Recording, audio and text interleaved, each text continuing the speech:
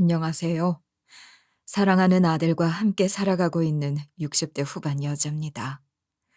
많은 사람들이 살아는 있지만 살아있다는 것이 기적이라는 걸 잘 알지 못한다는 명언이 있습니다. 저 역시 그렇게 살아온 사람입니다. 삶에 낙도 없고 희망도 없고 산 목숨을 놓지 못해 하루하루를 무미건조하게 살아온 그런 사람이었는데요. 인생 자체가 불행하다 여기며 살아온 제게 최근 기적이 찾아왔습니다. 이렇게라도 살아있음에 감사함을 느낄 정도로 말이죠. 제 삶에 불현듯 찾아온 이 행운에 대한 이야기를 오늘 여러분께 조심스럽게 해보고자 합니다. 부디 끝까지 잘 들어주시면 감사하겠습니다. 저는 아주 평범한 가정에서 태어나 무난한 유년 시절을 보냈어요. 부모님은 넉넉한 형편은 아니었지만 성실하게 살아오셨고 가족끼리 서로 아끼고 의지하며 지냈습니다. 따뜻한 가정에서 자란 덕분에 저도 부족함 없이 무난하게 성장할 수 있었죠. 어려운 일이 생기더라도 부모님께서 함께 고민해 주셨고 늘 긍정적인 마음으로 절 다독여 주시곤 하셨기에 힘든 순간에도 쉽게 무너지지 않을 수 있었습니다. 고등학교를 졸업한 후에는 대학에 가지 않고 공장에서 일을 하면서 나름대로 열심히 알차게 인생을 살아갔습니다. 어린 나이임에도 손도 야무지고 일도 잘한다는 칭찬까지 들어가면서요. 그렇게 일을 하던 중 남편을 만나게 됐어요. 남편은 저보다 3살 연상이었고 같은 공장에서 일을 하던 사람이었어요. 처음에는 무뚝뚝한 성격에 다가가기 어려웠지만 함께 지내면서 남편이 누구보다 책임감이 강하고 묵묵히 자신의 역할을 다하는 사람이라는 걸 알게 됐죠. 일도 정말 잘해서 공장에서 같이 일하는 어른들에게 인정을 받는 사람이었어요. 남자는 마냥 다정한 사람보다는 과묵하고 든든한 사람이 진국이라는 걸 어릴 때부터 아버지를 보면서 깨달아 왔기에 남편에게 점점 더 마음이 갔습니다. 그렇게 공장 내에서 오다 가다 마주치며 서로 인사를 하고 대화를 나누고 사소한 농담까지 주고받던 저희 두 사람은 조금은 서툰 연애를 시작했고 3년간 서로를 알아가며 신뢰를 쌓아갔어요. 서로에게 첫사랑이었던 저희는 자연스레 결혼을 결심했습니다. 이 사람과 평생을 살아간다면 정말 행복할 것 같았어요. 힘들면 쉽게 기댈 수 있을 것 같았고, 기쁠 땐 품에 꼭 안겨 온전한 행복을 즐길 수 있을 것 같은 사람이었으니까요. 남편은 화려하게 결혼식을 올리는 것보다는 조용한 식을 원했고, 저도 남편과 같은 생각이었기에 양가 부모님께 서로 인사를 올리고 결혼식에 대한 솔직한 심정을 말씀드렸어요. 그런데 저희 부모님은 제가 하고 싶은 대로 하라고 하셨지만 시부모님은 아니었습니다. 결혼식을 작게 하거나 안 하겠다니 그게 무슨 소리냐? 저희 두 사람 다 결혼식에 대해서는 의견이 같아서요. 그냥 결혼식에 들이는 비용도 만만치 않고 또 저희 결혼해요 하면서 말하고 다니는 것도 조금 부끄럽고. 결혼식이 뭐 너희 행사인 줄 아니? 너희가 결혼하는 건 순전히 부모님들 행사야. 너희 부모님은 뭐라고 안 하시든? 부모님은 저희가 하고 싶은 대로 하라고 하셨어요. 아이고, 너희는 어지간히 부를 식구가 없는 모양이구나. 그러니까 그런 속 편한 소리나 하고 앉았지. 우리는 다른 건 몰라도 결혼식만큼은 양보 못한다. 내가 여태까지 뿌리고 다닌 돈이 얼만데. 참 난감했습니다. 이러다가 결혼을 못할 수도 있겠다 싶은 생각도 들었죠. 하지만 다행히 남편이 시부모님을 계속해서 설득한 덕분에 저희는 사찰에서 작게나마 결혼식을 올릴 수 있었어요. 조용한 곳에서 양가 부모님들이 보시는 앞에 남편과 평생을 맹세하던 순간을 아직도 잊을 수가 없습니다. 그렇게 결혼을 한 저희 두 사람은 6개월 만에 사랑스러운 아이를 가지게 됐어요. 처음 임신 사실을 알았을 때는 기쁘기도 했지만 한편으로는 걱정이 앞서기도 했습니다. 엄마가 된다는 것이 기대되면서도 두려운 감정이 밀려오더라고요. 엄마라는 건 무거운 책임감을 짊어져야 한다는 걸 아주 잘 알고 있었거든요. 내가 과연 좋은 엄마가 될 수 있을까 하는 걱정도 됐고요. 그리고 무엇보다 임신을 하고 난 다음이 너무 힘들었어요. 입덧이 너무 심해서 물 한 모금도 제대로 삼키기 어려웠고 몸도 나날이 달라지고 있었죠. 배가 점점 나오기 시작하면서 몸무게도 늘어나니 작은 움직임조차 너무 힘들더라고요. 모든 신체적 변화들을 견뎌내는 게 상상 이상으로 힘들었습니다. 엄마란 위대한 존재라는 걸 다시 한번 깨달을 수 있었어요. 저희 어머니는 입덧을 하고 힘들어하는 저를 보면서 뭐 하나라도 더 해주지 못해 미안해 하셨고 안쓰러워 하셨는데 시댁에 가서 입덧을 하거나 힘들어하면 어머님께서는 혀를 끌끌 차시며 이렇게 말씀을 하셨습니다. 아이고 세상에, 유난이다 유난이야. 넌 무슨 애가 그렇게 입덧이 심하다니? 우리 때는 입덧하면서 똥물이 올라와도 집안일 다 하고 밥도 했다. 그깟게 뭐 그렇게 힘들다고 바닥을 뒹굴고 인상을 쓰고, 아유, 괴롭더라도 내 복이다 하고 참고 견뎌야지. 어머님, 저도 최대한 버티려고 하는데, 입덧이 너무 심해서 아무것도 못 먹겠어요. 냄새만 맡아도 구역질이 나고요. 물도 제대로 삼키기 어렵고 힘들어요. 그럼 임신이 뭐 장난인 줄 알았니? 내가 여태까지 임신한 젊은 처자들 많이 봐왔지만 너같이 유난을 떠는 애는 태어나서 처음이다 처음이야. 제가 유난인 게 아니라 어쩔 수 없는 거잖아요. 어머님도 겪어보셨으면서 왜 그런 식으로 말씀하시는 거예요? 아이고 그래, 너 잘났다 잘났어. 애밴 게 아주 벼슬이지.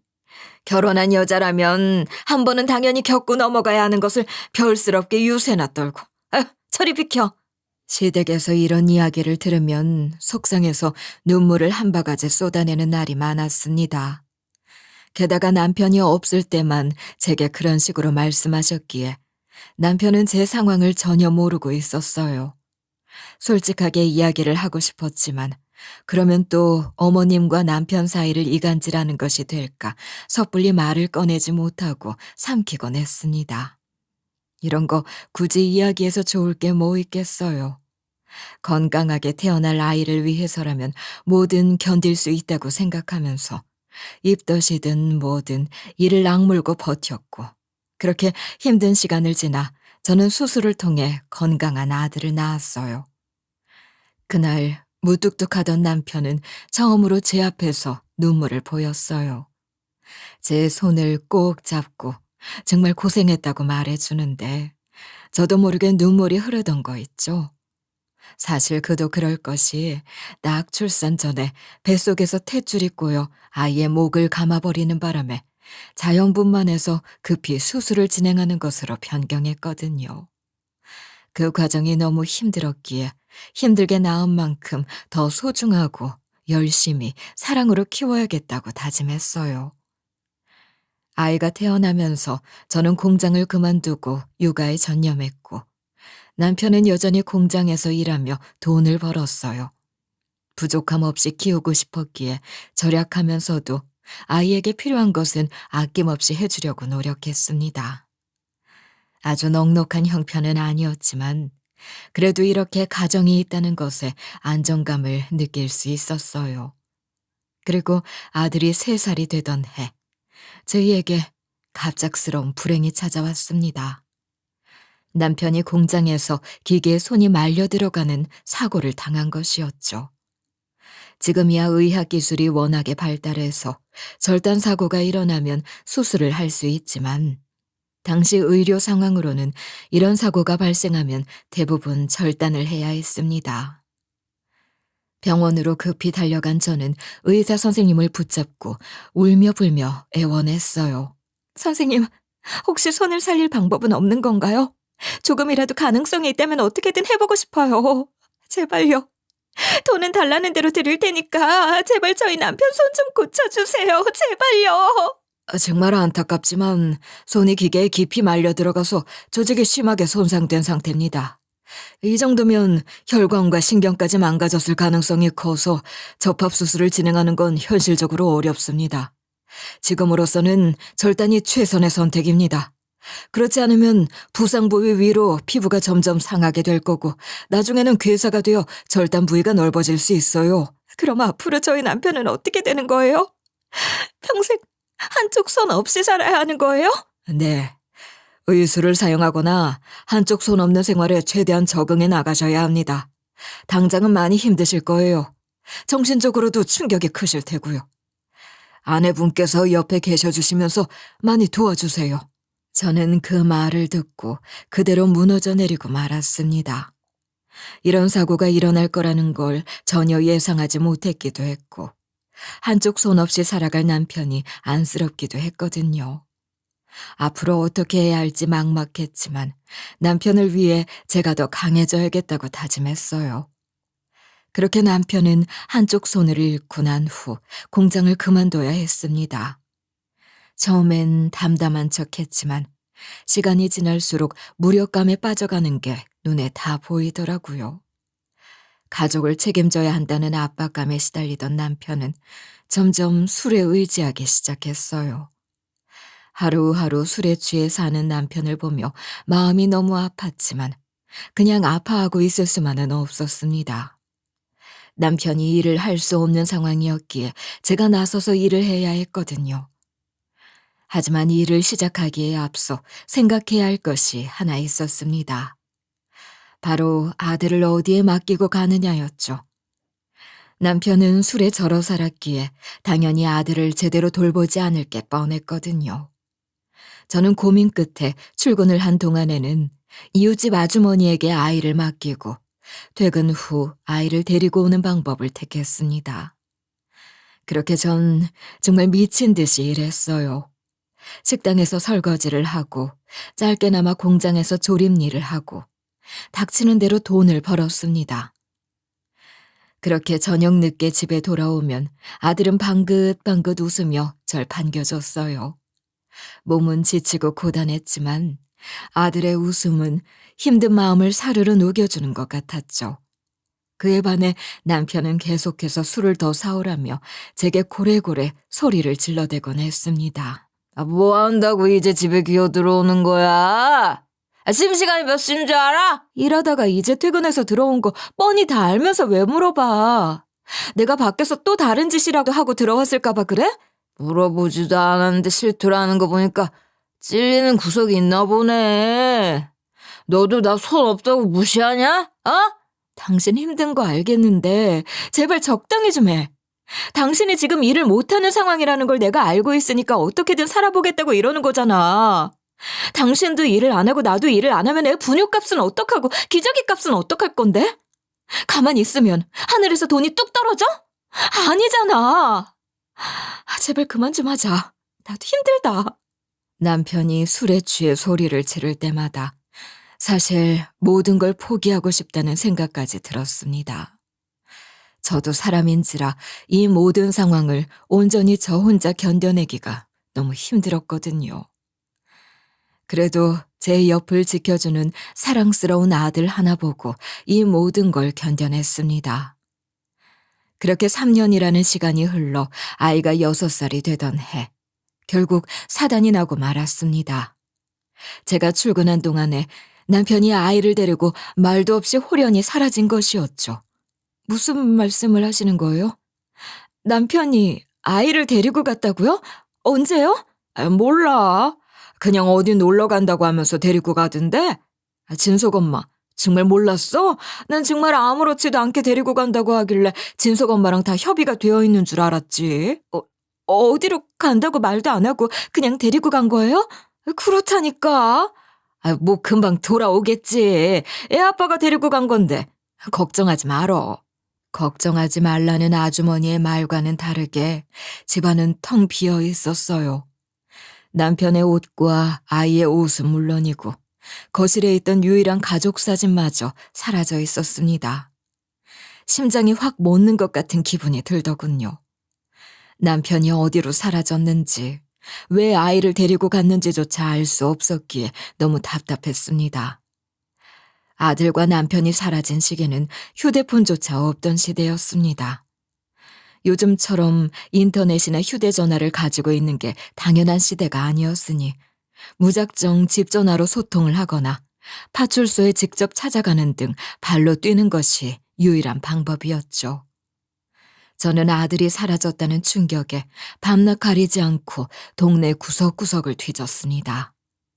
골목 하나하나를 돌아다닐 때마다 혹시라도 남편이 아들을 버려서 어디에서 울고 있을까봐 눈에 불을 켜고 꼼꼼하게 들여다봤어요. 소리를 너무 질러대어 다 쉬어버린 목소리로 아들의 이름을 부르며 동네 한 바퀴를 돌다 보면 제 발에는 물집이 가득 생기고 온몸은 땀으로 범벅이 되곤 했어요. 그럼에도 불구하고 걸음을 멈추지 못했습니다. 남편이 도대체 왜 이런 짓을 벌였는지도 이해가 되지 않았고 무엇보다 아들이 무슨 험한 일을 당한 건 아닐까 하는 마음에 생각만 해도 숨이 막혀왔어요. 한참 동안 아들과 남편을 찾아다니던 전 문득 머릿속에 시댁이 떠올랐습니다.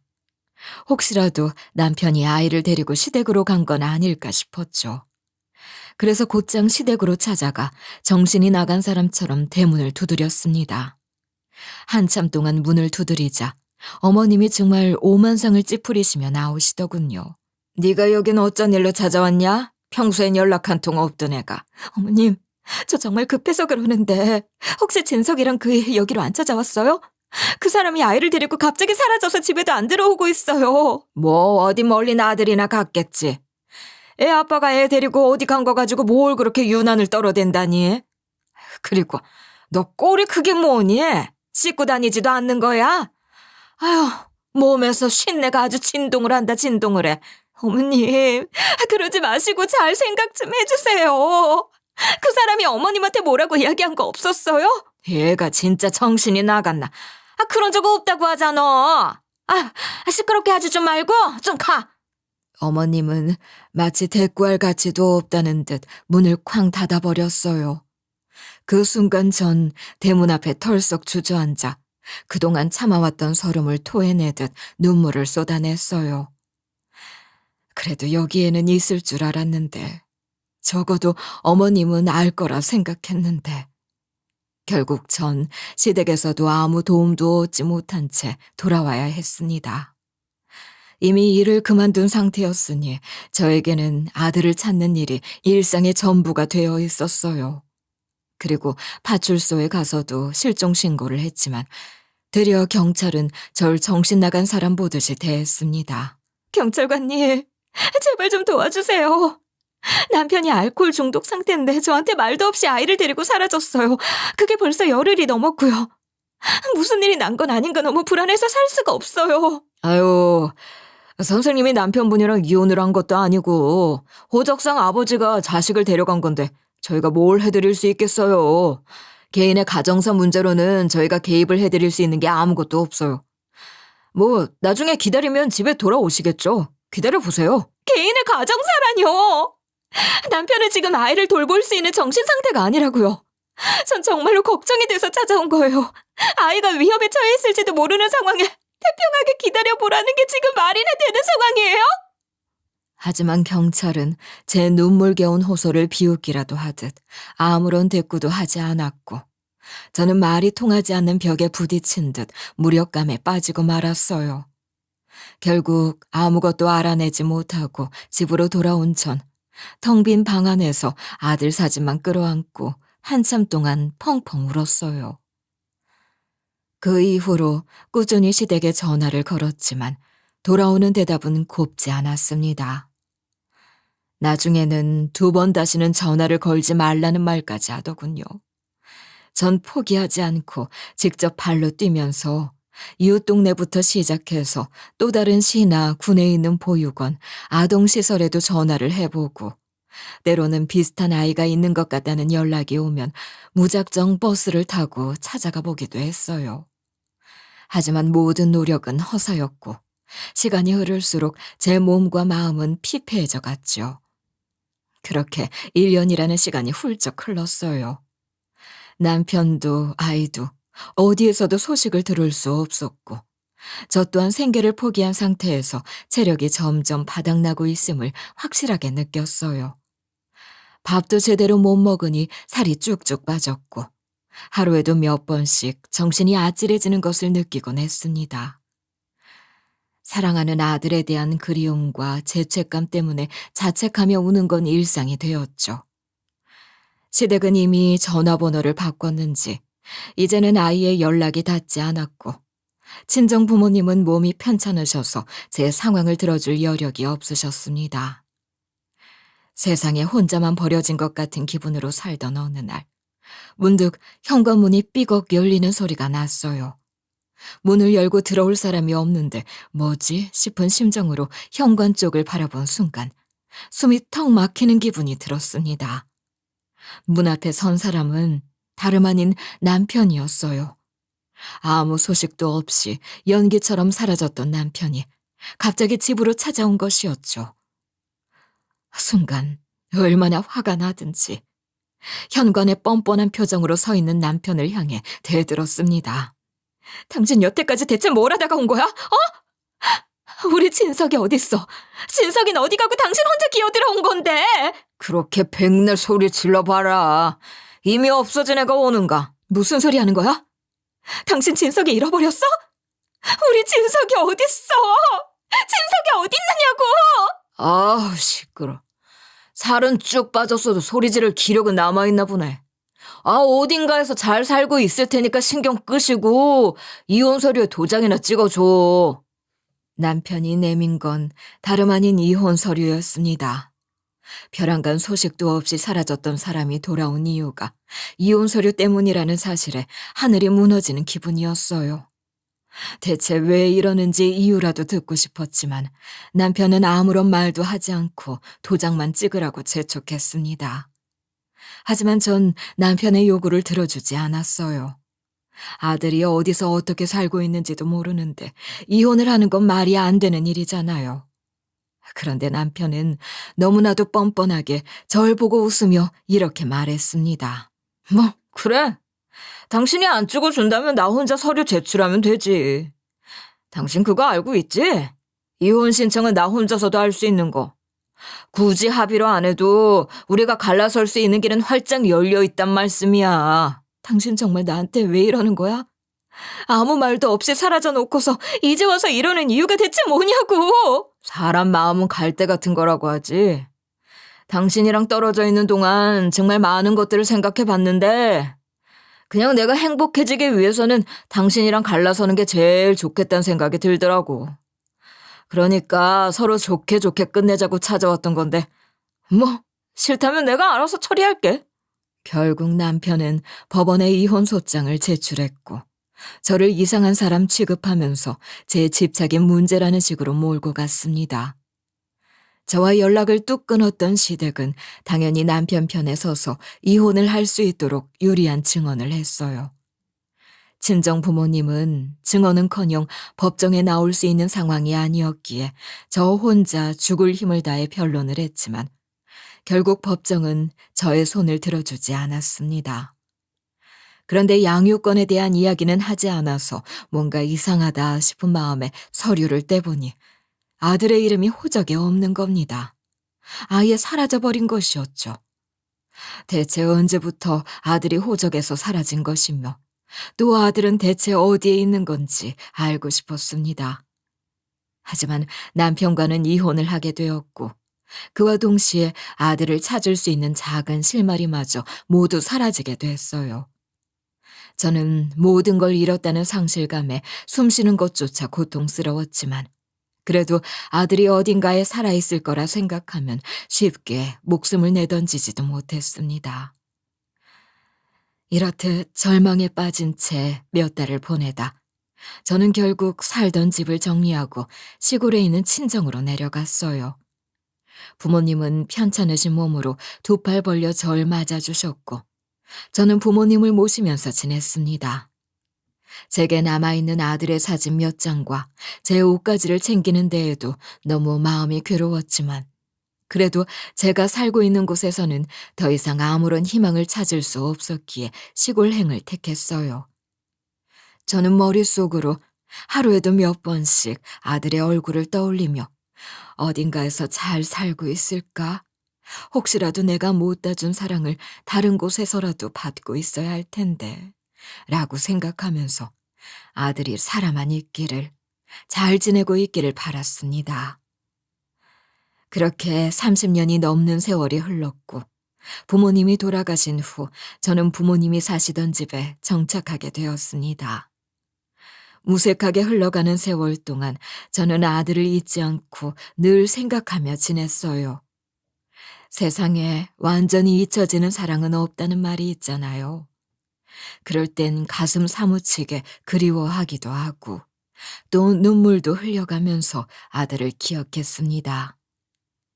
그리고 마음이 괜찮아지면 텃밭을 가꾸고 화단에 채소나 꽃씨를 심으며 시간을 보내곤 했죠. 우습게도 저는 그 긴 세월 동안 한 번도 아들을 만나지 못했습니다. 아들에 대한 소식조차도 들을 수 없었죠. 하지만 그래도 아들이 잘 지내고 있길, 살아만 있기를 바랐습니다. 그러다 보면 언젠가 우연이라도 마주칠 수 있지 않을까 싶었거든요. 그러던 어느 날부턴가 제 건강에 적신호가 켜졌다는 것이 느껴졌습니다.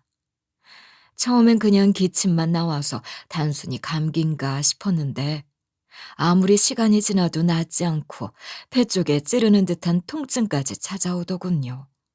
나중에는 가래도 심해져서 마른 기침만 하는 게 아니라 매일 가래를 뱉어내기 일쑤였어요. 몸살 감기처럼 고열이 나는 것도 아니었기에 가볍게 넘기려 했지만 통증이 점점 심해지면서 일상생활을 하는 데에도 큰 불편을 느껴 결국 병원에 찾아갔습니다. 그런데 담당 의사 선생님께서 호흡을 하는 소리가 심상치 않다고 정밀검진을 받아보는 게 좋겠다고 말씀을 해주시더라고요. 그래서 처음엔 엑스레이를 촬영하는 등 가볍게 하는 검진인 줄로만 알았는데 이상하게 검사 항목이 점점 늘어나더니 벨CT 촬영과 조직 검사까지 진행하자고 하는 거예요. 사실 제가 이제 나이도 있고 과거에 몸을 챙기지 않고 살았던 적이 많았으니 성한 곳이 없겠지 싶은 생각은 하고 있었지만 막상 조직 검사 이야기까지 나오니 덜컥 겁이 나더군요. 그래도 침착하게 검사를 잘 마치고 나온 뒤 얼마간의 시간이 흘렀을까. 담당 의사 선생님이 제게 무거운 표정으로 결과를 전해주셨습니다.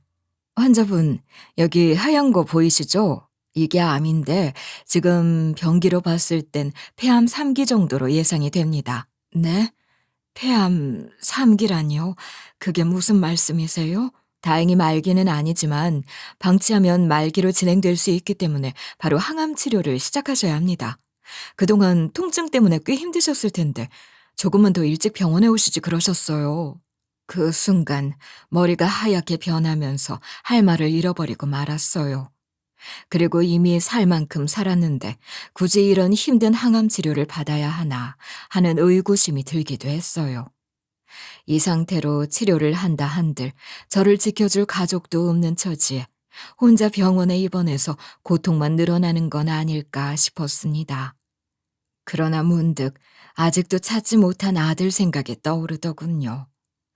그래도 세상을 떠나기 전에 우리 아들을 한 번이라도 보고 죽어야 하지 않을까 라는 마음이 다시금 제 심장을 요동치게 만들었어요.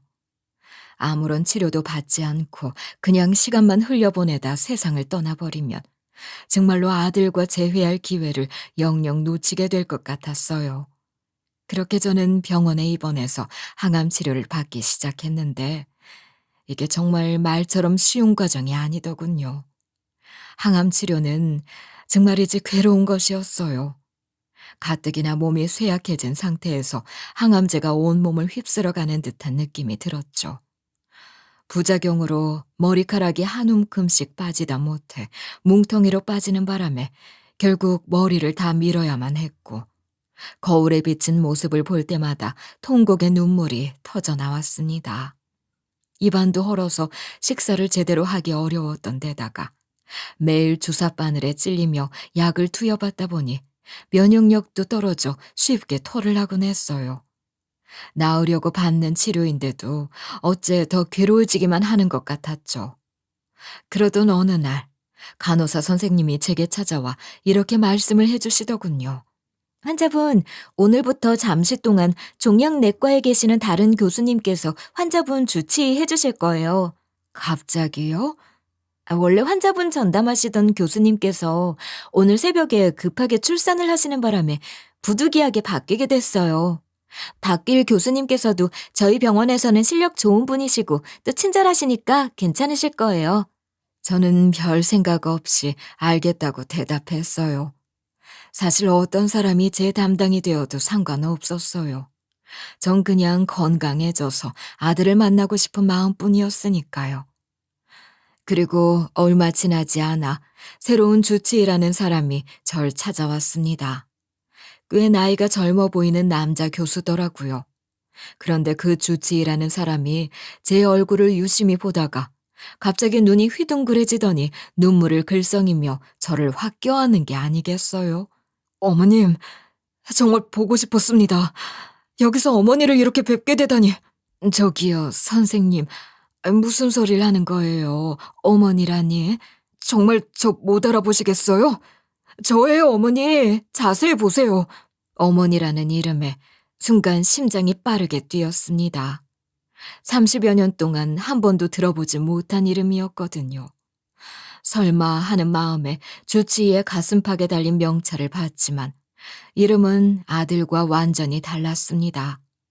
하지만 이내 제 가슴 속에서 묘한 감정이 들기 시작했어요. 그래서 전 기억을 더듬어 의사에게 차근차근 질문을 던졌습니다. 잠시만요, 선생님. 저보고 어머니라고 했죠?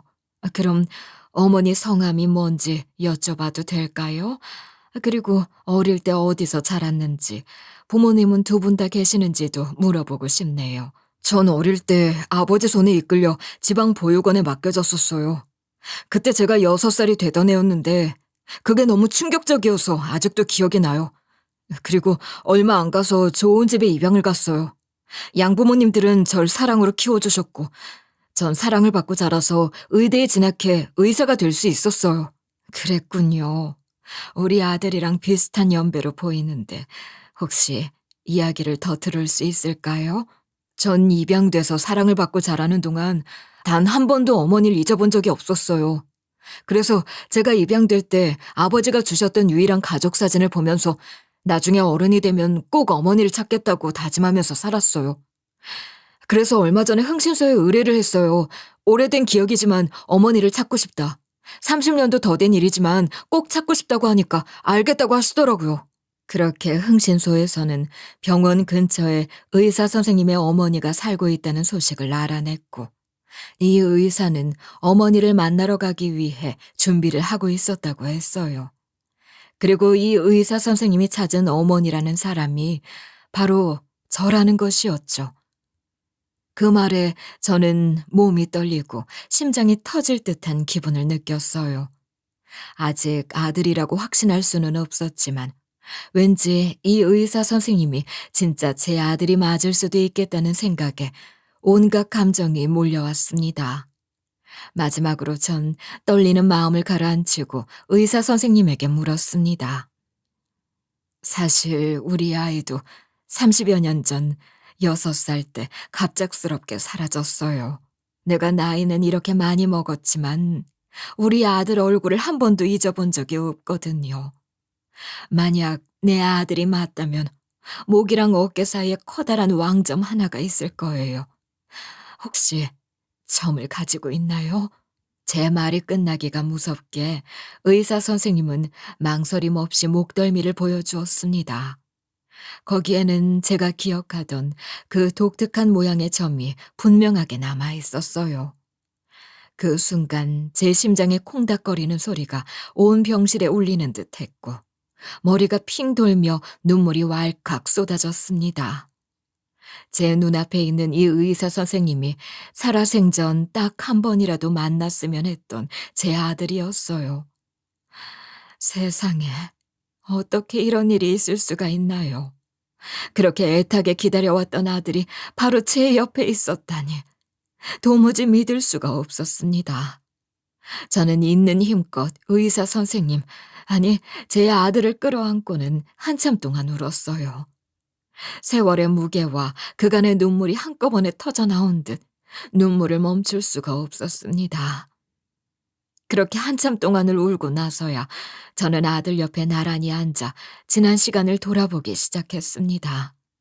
아들은 너무 어린 시절부터 저와 떨어졌기 때문에 기억이 선명하지는 않지만 그래도 제 얼굴만큼은 잊지 않으려고 애썼다더군요. 아들은 그 어린 나이에도 자신이 왜 보육원에 있어야 했는지 이해할 수 없다고 했습니다. 엄마도 있고 아빠도 있는데 왜 자기가 보육원에 들어가야 하냐는 의문을 계속 가지고 있었다고 해요. 전 남편이라는 인간은 아이에게 어른의 사정 때문이니 이상한 사족을 붙이지 말라고 말을 했다더군요. 아들이 말해주길 아들을 보육원에 데려다 주는 길에 전 남편 곁에는 화장이 짙은 젊은 여자가 있었다고 했습니다. 저는 뒤늦게서야 그 사람이 다른 누군가를 만나고 있었기 때문에 그토록 당당하게 이혼을 요구했구나 하고 깨달았어요. 전 보육원에 들어온 지 한 달도 안 돼서 입양을 갔는데 나중에 어느 정도 크고 나서 아버지가 양부모님 댁에 찾아온 적이 있었어요. 뭐? 그 인간이 거길 왜 찾아가? 가서 뭐라고 하든. 어떻게 양부모님 댁을 알았는진 몰라도 헛소리를 했다고 하더라고요. 자기가 6살 때까지 지극정성으로 잘 키워줬으니까 지금 이렇게 좋은 집에서 사랑받으면서 잘 지낼 수 있는 거 아니겠냐고. 나한테 고마운 줄 알라고. 저라면 당장에 경찰에 신고했을 것 같은데 양부모님은 그렇게 말 같지도 않은 이야기를 하는 분한테 감사하다고 말하곤 돈을 줘서 돌려보냈대요. 원하는 게 돈인 것 같았다고 하더라고요. 행색도 엄청 초라하고. 전 남편의 꼴은 머리는 까치집이었던 데다가 옷은 누더기나 다름없었다고 하니 얼마나 기구한 인생을 살고 있었을지 눈에 뻔히 보였습니다. 아들만 그리며 살다가 암에 걸린 내 인생도 기구하지만 저렇게까지 망가진 전 남편의 모습도 어쩐지 참 가여웠을 것 같다는 생각이 들더군요. 그렇게 꿈에 그리던 아들을 만나게 된 전 어느 날 병원 측에서 잠깐 외출해도 좋다는 허락을 받고 아들과 함께 병원 밖으로 외출을 하게 됐어요. 마침 아들도 쉬는 날이라 마음 편히 좋은 시간을 보낼 수 있었죠. 전 아들이 운전하는 차에 올라타면서부터 심장이 두근거리는 듯한 기분이 들었어요. 꿈은 아니겠지 하는 마음에 볼을 살짝 꼬집어 보기도 했습니다. 이게 현실이라는 게 도무지 믿어지지가 않았거든요. 좋은 식당에 가서 맛있는 식사를 하고 카페에 들러 맛있는 디저트를 먹으면서 서로에게 못다한 이야기를 나누는 동안 제가 이런 행복을 다시 누릴 수 있다는 게 그저 꿈만 같다 싶었어요. 웃으면서 대화를 나누다 보면 저조차도 잠시나마 제가 앓고 있는 병과 힘들었던 과거를 잊을 수 있었어요. 그날은 정말 오랜만에 살아있다는 것 자체가 행복하게 느껴지는 시간이었어요. 아들 역시 환한 얼굴로 제 손을 잡고 이제부터는 예전처럼 떨어져 지내지 않을 거라 다짐해 줬습니다. 그렇게 전 아들과의 즐거운 시간을 보내고 아들과 함께 병원으로 돌아왔어요. 항암 치료를 받는 중이라 몸이 조금 고되긴 했지만 꿈 같은 외출 덕분에 마음만은 한층 가벼웠어요. 이제야말로 오래전부터 갈망해왔던 엄마와 아들의 일상을 조금씩 되찾는 듯한 기분이 들었거든요. 그런데 병원 로비에 들어서는 순간 사람들의 시선이 한 곳을 향해 쏠려 있는 게 보였습니다.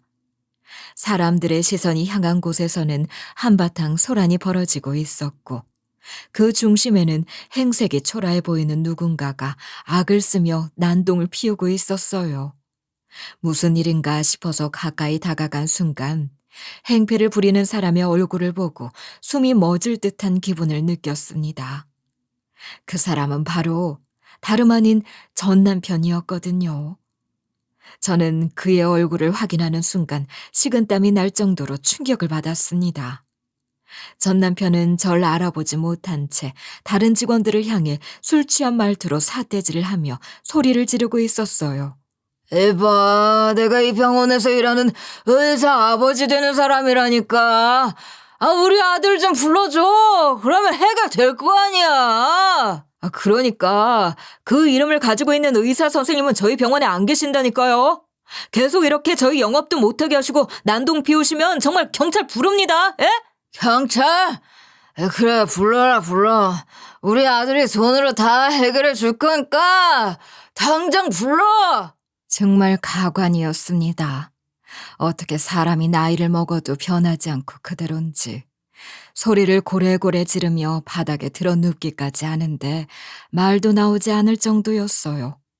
그런 남편에게 아들은 성큼성큼 다가가 일어나라며 소리를 질렀고 상황을 지켜보고 있던 주변 환자들과 간호사들이 무슨 일인가 싶어 수군거리기 시작했습니다.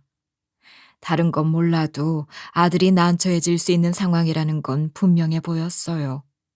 그래도 저희가 도망을 치거나 발을 뺄 필요가 없었기도 하고 아들이 곤란한 상황에 처한 만큼 저는 마음을 단단히 먹고 전 남편에게로 성큼성큼 다가갔습니다. 그리고 전 남편이 아들 앞에서 온갖 삿대질과 폭언을 퍼붓는 걸 멈추지 않는 걸 보고 망설임 없이 전 남편의 뺨을 올려붙였어요. 이 무슨 짓이야? 당신 누군데 이렇게 사람 뺨을 함부로 때려? 그 보고 있는 사람들 다들 사진이랑 동영상 찍어. 이거 완전 정신 나간 사람이네. 내가 살도 빠지고 머리도 박박 밀어놓으니 알아보지도 못하나 보네. 아무리 그래도 같이 살았던 전 와이프 얼굴도 못 알아보는 건 좀 그렇지 않아? 뭐라고? 야, 이게 얼마만이야? 30년 만에 얼굴을 보는 것 같네. 그런데 꼴이 영 말이 아니네. 머리는 왜 그렇게 해놓은 거야? 죽을 병이라도 걸렸어? 맞아. 나 죽을 병에 걸렸어. 그래서 이 병원에서 치료받고 있는 중이야. 우리 아들이 주치의라서 매일같이 날 돌봐주고 있고. 아이고, 우리 아들 속도 좋지. 어릴 때 절 버린 어미인데도 지 손으로 치료해주고. 나 같으면 숨통이 끊기든지 말든지 신경도 안 쓸 텐데 말이야. 안 그러냐, 아들? 전 남편은 계속해서 비아냥거리듯 이야기를 했고 자신을 지켜보고 있는 다른 사람들의 시선은 전혀 신경 쓰지 않았어요. 아들은 그 모습에 분노를 사기려는 듯 주먹을 꼭 쥐고 있었습니다. 그래도 한때는 사랑했고 한 집에서 같이 살았던 사람인데 이렇게까지 망가져 있는 모습을 보니 기분이 유쾌하지만은 않더군요. 하지만 이 악순환을 오늘로써 제대로 끊어내야겠다고 다짐했어요. 다시는 전 남편이 이렇게 아들을 찾아와서 피해를 주지 않게끔 말입니다. 저는 웃으며 전 남편을 바라보며 이야기했어요. 그래, 오늘에서야 알았어. 우리 아들이 참 속 좋고 착한 사람이라는 걸. 당신이 무슨 짓을 했는지 빤히 다 알고서도 이렇게 당신 행패 부리는 거 다 받아주는 거 보면 비위도 좋고 속도 좋고 이렇게 착하고 아량 넓은 사람이 대한민국에 몇이나 되겠어. 뭐? 당신 말 다 했어? 뚫린 입이라고 함부로 이야기하는 거 아니야. 그러다 무슨 험한 일을 당할지 모른다. 지금 험한 일이라고 했어? 설마 그거를 지금 협박이라고 하는 거야? 미안한데 난 지금 무서운 거 하나도 없어. 당신이 도끼 눈을 부릅뜨고 쳐다보고 그런 식으로 협박을 해도 하나도 겁 안 난다고. 예전 같으면 벌벌 떨었겠지만 지금의 난 그때의 나랑 달라. 아주 간이 배 밖으로 나오셨구만. 세월이 많이 흐른 만큼 당신도 참 많이 달라졌어. 아주 아프니까 눈에 뵈는 게 없지? 눈에 뵈는 거 없어. 그런 김에 하고 싶은 말 다 해보려고. 당신 그거 알아? 우리 아들은 어릴 때 당신 손에 이끌려서 강제로 고아원에 맡겨졌고 입양을 갔지만 그 와중에도 당신이 쥐어준 그 가족 사진 하나 보고서 날 여태까지 기억하고 있었대. 그래서 날 찾고 싶어서 흥신소에다가 의뢰를 해서 날 찾았다더라. 이미 다 지난 일을 왜 꺼내는 거야? 결론적으로 이렇게 만났으니 됐잖아. 난 우리 아들한테 찾고 싶고 기억하고 싶은 존재였는데 당신은 애한테 어떤 사람이었어? 기억하고 싶은 사람이었을까? 아니면 지우고 싶은 사람이었을까? 당신을 정말 친아버지로 여기고 모시고 싶은 사람이었을 거라 생각해? 있지. 난 지금 잃을 게 아무것도 없는 사람이야. 당신은 인생을 허비하다가 결국 그 모양 그 꼴이 되었고 아들에게도 대접받지 못하는 신세가 됐고 제발 나이를 그렇게 먹었으면 내 인생이 왜 그렇게 됐을까에 대해 반성이라는 걸 좀 해보는 게 어때? 앞으로 한 번만 더 우리 아들 병원에 찾아와서 이 사단 내기만 해봐. 그때는 정말 나도 말로 꺼내지 않을 테니까. 전 남편은 한동안 눈알이 빠질 정도로 절 노려보다가 더 이상 할 말이 없는지 고개를 돌렸습니다. 그리고 잠시 후 병원 경호팀이 달려와 전 남편을 밖으로 끌어내자 로비는 다시금 조용해질 수 있었어요. 하지만 여전히 많은 사람의 시선이 우리 쪽을 향해 있었습니다. 저는 가슴이 덜덜 떨리는 것 같았지만 아들이 곁에 있었기에 심리적으로 무너지지 않았습니다. 그리고 아들은 말없이 제 손을 조심스레 잡아주었습니다. 저는 몸 여기저기가 욱신거렸지만 마음 한켠은 무척이나 후련했어요. 처절하게 망가진 전 남편의 모습을 보면서 이젠 연민이나 죄책감보다는 이제 이쯤이면 충분하다는 마음이 더 컸습니다. 그날 이후 전 치료에만 집중을 했습니다. 아들이 주치의였기 때문에 먹기 싫은 밥도 억지로 밀어넣으며 열심히 먹었고 지쳐 쓰러지지 않게끔 이악 물고 버텼어요. 이미 수차례 이어진 항암 치료였지만 받을 때마다 참 많이 힘들었습니다. 하루하루가 고비였다고 해도 과장이 아닐 정도였어요. 부작용은 정말 다양하게 나타났는데 어느 날은 피부가 벗겨져 쓰라린 통증이 생기는 날도 있었고 울렁거림에 음식을 전혀 삼키지 못해 컨디션이 급격히 떨어지는 날도 많았죠.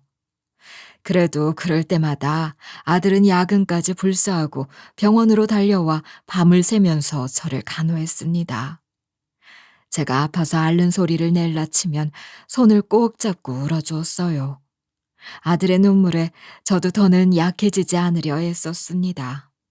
어머니, 지금 충분히 잘하고 계시는 거예요. 이것도 못 버티고 포기하시는 분들이 얼마나 많으신데요. 그러니까 앞으로 조금만 더 견디면 나아지실 거예요. 아셨죠? 그래, 옆에 우리 아들이 있으니까 힘들어도 잘 버텨봐야지. 엄마는 꼭 이겨낼 거야. 폐암 같은 거 하나도 안 무섭다 이젠.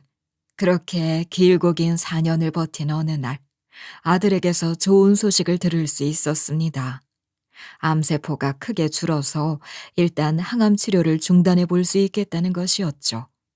그 한마디에 저는 얼어붙은 것처럼 멈췄다가 눈물을 왈칵 쏟아냈습니다. 아직 완치 판정은 아니지만 5년을 더 지켜보고 이상이 없으면 그때야 비로소 완치 판정을 받을 수 있다고 하더라고요. 주기적으로 검사도 받아야 하고 관리도 꾸준히 해야 했지만 그래도 이렇게나 좋아졌다는 것만으로도 세상을 다 얻은 것 같았어요. 제가 처음으로 희망이라는 두 글자를 몸소 실감한 순간이었답니다. 몸이 한층 가벼워지니 저도 하고 싶은 일이 생겼습니다. 가장 먼저 떠오른 건 아들의 양부모님을 직접 찾아뵙는 일이었어요. 아들은 처음에는 너무 무리하는 것 아니냐며 걱정을 했지만 저는 단호하게 대답했어요. 널 이렇게 반듯하게 키워주신 분들인데 당연히 널 낳아준 내가 찾아가서 진심으로 감사 인사를 드려야 하는 게 도리라고 생각한다. 알겠어요, 어머니. 분명 저희 양부모님도 좋아하실 거예요. 아들을 키워준 양부모님들은 정말 좋은 분들이셨습니다. 다정하고 푸근한 인상을 가지고 계셨고 저의 이야기를 들려드리니 진심으로 슬퍼하시면서 저를 꼭 안아주시기도 했어요. 그동안 고생 많았다며 위로를 해주시기도 하셨는데 그 위로가 어찌나 마음에 와닿던지요. 아들이 좋은 분들에게 입양이 되었기에 이렇게나 반듯하게 잘 자라주었구나 하는 생각이 들었습니다. 그 후 저는 집으로 돌아와 일상을 살아가고 있었습니다.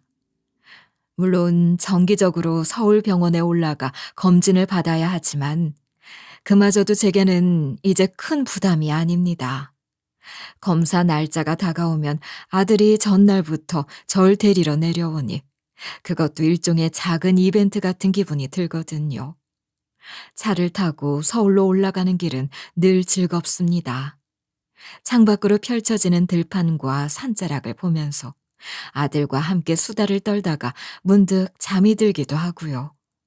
그러다 보면 병원에 도착해도 전혀 두렵지 않습니다.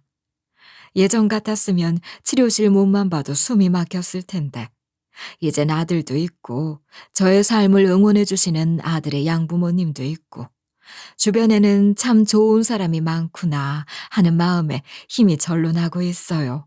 어머니, 오늘 컨디션 괜찮으세요? 오늘 검사 끝나면 근처에 맛있는 밥집이 새로 생겼다고 하던데 거기 가보시는 거 어떠세요? 어머니가 좋아하시는 비빔밥 전문점인 것 같더라고요. 아유, 그래? 그러면 당연히 가봐야지. 검사 끝나자마자 엄마랑 같이 가자. 아들은 이렇게 늘 절 배려해주며 아주 사소한 부분까지도 놓치지 않고 제게 잘해주고 있습니다. 예전에는 이게 무슨 호사인가 싶을 정도로 적응하지 못했던 배려였지만 이제는 당연히 누려도 된다고 스스로에게 말해주고 있어요. 살아오면서 누리지 못한 게 너무 많았기에 지금이라도 이렇게 사랑받고 웃을 수 있다는 사실이 그저 고마울 뿐이죠. 몸 상태가 안 좋을 땐 가벼운 산책조차 힘들었는데 요즘은 조금씩 걷기를 시도해보고 있어요. 등산까진 아니어도 동네를 한 바퀴 도는 정도는 어렵지 않아졌거든요. 가끔 마을 이웃들이 괜찮느냐고 물으면 웃으면서 이제는 아무렇지 않다고 대답하곤 합니다. 그런 얘기를 전하는 순간마다 병마와 싸운 시간이 머릿속을 스치지만 이제는 눈물이 나기보다는 내가 그래도 꽤 잘 견뎌냈구나 하는 안도감이 들어요. 지금 제게 남은 삶이 얼마 정도인지는 솔직히 저도 정확히 알 수 없어요. 하지만 그건 전혀 중요하지 않습니다. 오늘도 새벽에 눈을 뜨면 아, 내가 또 하루를 선물 받았구나 하고 감사하는 마음으로 시작합니다. 이런 작은 깨달음이 주어진 것만으로도 저는 충분히 행복한 삶을 살아가고 있다고 생각해요. 그리고 마음속으로 계속 다짐합니다. 우리에게 손 내밀어주는 사람들의 힘을 빌려 남은 시간을 멋지게 살아보리라고 말입니다. 저는 더 바랄 게 없어요. 이제부터 주어진 하루하루를 소중히 살아가면서 아들과 함께 웃고 때로는 울면서도 서로를 보듬어 줄 수 있다는 사실만으로도 가슴이 벅차올라요. 누군가는 이걸 보고 정말 사소한 행복이라고 할 수도 있겠지만 저에게는 세상을 다 얻은 것만큼이나 큰 즐거움이랍니다. 그러니 지금부터는 또 다른 기적을 꿈꾸며 한 발 한 발 새로운 미래를 향해 앞으로 나아가 볼 생각입니다. 제 사연은 여기까지입니다. 모든 분들의 하루에 행복이 깃들기만을 진심으로 기원하겠습니다. 감사합니다.